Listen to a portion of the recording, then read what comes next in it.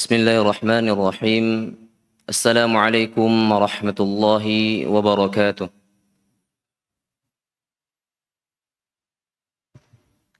Alhamdulillahi hamdan yaliku bi jalali wajhihi wa 'azimi sultanih. Ashhadu an la ilaha illallah wahdahu la syarika lah. Wa ashhadu anna Muhammadan 'abduhu wa rasuluh.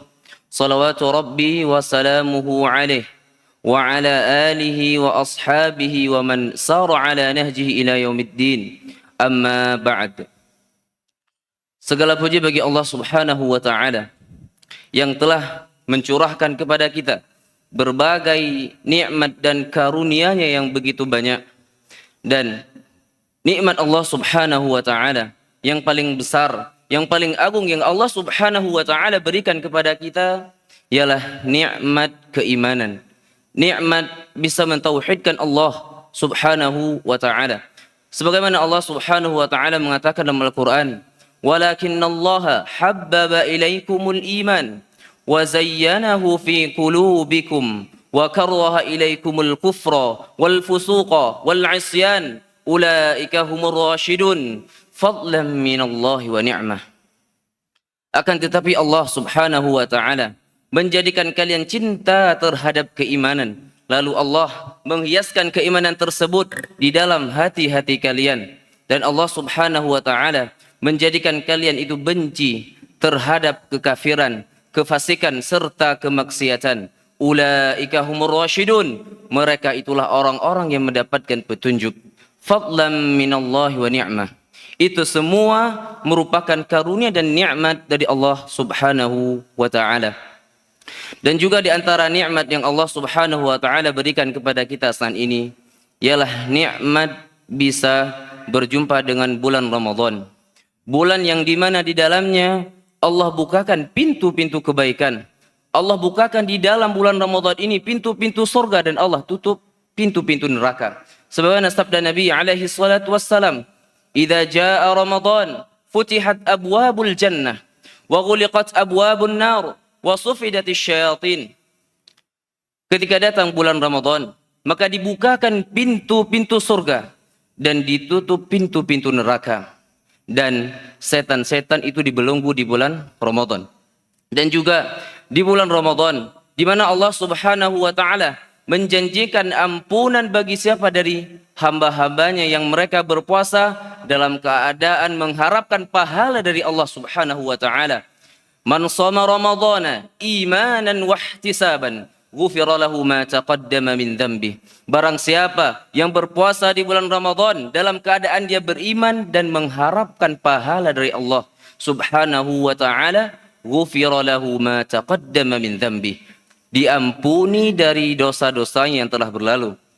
Dan juga Nabi alaihi salatu wasallam mengatakan, "Man qama ramadhana imanan wa ihtisaban ghufira lahu ma taqaddama min dhanbi." Barang siapa yang berdiri menunaikan salat di bulan Ramadan dalam keadaan dia beriman dan mengharapkan pahala dari Allah Subhanahu wa taala, ghufira lahu ma taqaddama min dhanbi, maka diampuni baginya dari dosa-dosa yang telah berlalu. Dan juga Nabi alaihi salatu wasallam mengatakan, "Annahu man qama ma'al imam hatta yansarifa kutiba lahu qiyamul lailatin." Bahwasanya barang siapa yang berdiri melakukan salat bersama imam hatta yansarif, sampai selesai, kutiba lahu qiyamul lailatin, maka akan dicatat baginya seperti salat semalaman penuh.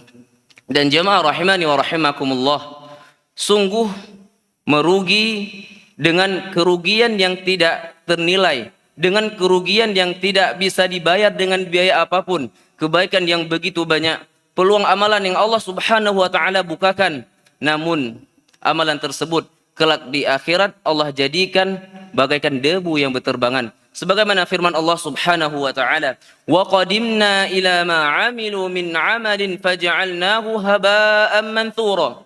Dan kami perlihatkan terhadap apa yang mereka kerjakan dari amalan, lalu kami jadikan amalan tersebut bagaikan debu-debu yang berterbangan. Maka ini sungguh penglihatan yang sangat memprihatinkan, sungguh penglihatan yang sangat menyedihkan ketika seseorang datang dengan membawa bergunung-gunung pahala puasa, datang dengan membawa bergunung-gunung pahala salat, zakat, namun Allah jadikan amalannya tersebut haba'an manthura, bagaikan debu-debu yang berterbangan. Maka jamaah rahimani wa rahimakumullah, maka perlu kita memperhatikan hal-hal yang akan melenyapkan amalan-amalan seorang hamba. Dan di antara amalan yang akan melenyapkan pahala seseorang ialah berbuat syirik kepada Allah Subhanahu wa taala, yaitu seseorang menyamakan Allah dengan selain Allah pada perkara yang menjadi kekhususan hanya milik Allah Subhanahu wa taala, yaitu seseorang meyakini adanya selain Allah Subhanahu wa taala yang menciptakan, adanya selain Allah Subhanahu wa taala yang memberikan rezeki, menghidupkan, mematikan. Maka ini merupakan kesyirikan kepada Allah Subhanahu wa taala. Allah Subhanahu wa taala berfirman kepada nabinya yang merupakan sayyidul mursalin, sayyidul azmi minar rusul. Allah mengatakan la in asyrakta la yahbatanna 'amaluk wa la takunanna minal khasirin. Kalau seandainya engkau melakukan kesyirikan, maka niscaya akan terhapus amalanmu dan engkau pasti akan menjadi orang yang sangat merugi. Maka jamaah rahimani wa rahimakumullah, perlunya kita memperhatikan perkara ini, karena kesyirikan akan melenyapkan amalan seseorang. Kalau seandainya Khalilur Rahman, Nabi Ibrahim alaihissalam, beliau sangat khawatir terhadap dirinya terjatuh ke dalam kesyirikan, maka terlebih kita yang tidak ada jaminan, tidak ada dalil, tidak ada hadis yang menjamin kita ini selamat dari perbuatan kesyirikan. Sebagaimana Nabi Ibrahim berdoa, wa junubani wa baniya an na'budal asnam, jauhkan diriku dan anak cucuku dari peribadatan kepada berhala.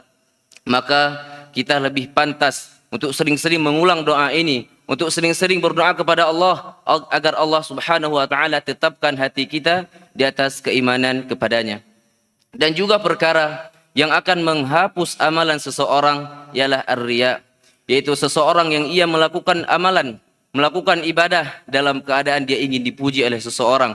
Dia salat agar dia ingin disebut sebagai ahli ibadah.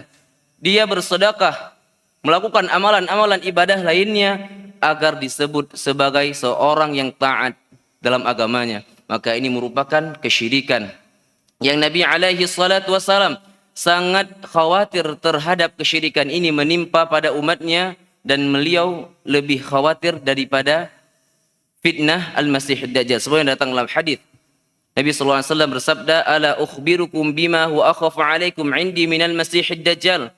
Maukah aku kabarkan kepada kalian sesuatu yang lebih aku khawatirkan menimpa kalian daripada al-Masih ad-Dajjal, yaitu fitnah Dajjal. Maka para sahabat menjawab, qalu bala, yaitu ya tentu Rasulullah, kami ingin tahu apa fitnah yang lebih ngeri daripada fitnah al-Masih ad-Dajjal. Lalu Nabi mengatakan asyirkul khafi, yaitu syirik yang tersembunyi. Lalu Nabi menjelaskan apa itu syirik yang tersembunyi. Yakumur rajul fayusalli fayuzayyinu salatahu lima yara min nadhari rajulin, yaitu seseorang dia melakukan salat lalu dia memperindah salatnya karena dia mengetahui ada seseorang yang memperhatikan amalannya tersebut. Dan Allah Subhanahu wa taala berfirman dalam Al-Qur'an, "Man kana yuridul hayatad dunya wa zinataha, nuwaffi ilaihim a'malahum fiha wa hum fiha la yubkhasun." Barang siapa yang menghendaki kehidupan dunia dan perhiasannya, maka kami akan balas atas apa yang mereka kerjakan. Nuwaffi ilaihim a'malahum fiha wa hum fiha la yubkhasun. Maka kami akan balas terhadap apa yang mereka lakukan di dunia dan mereka tidak akan dirugikan sedikit pun. Seseorang yang ia bersedekah, ingin mengharapkan pujian dari manusia, ingin dia dianggap sebagai orang yang dermawan, maka Allah berikan di dunia.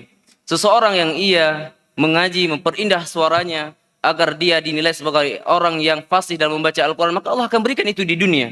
Namun apa kata Allah di ayat yang selanjutnya? Ulaika alladzina laisa lahum fil akhirati illan nar.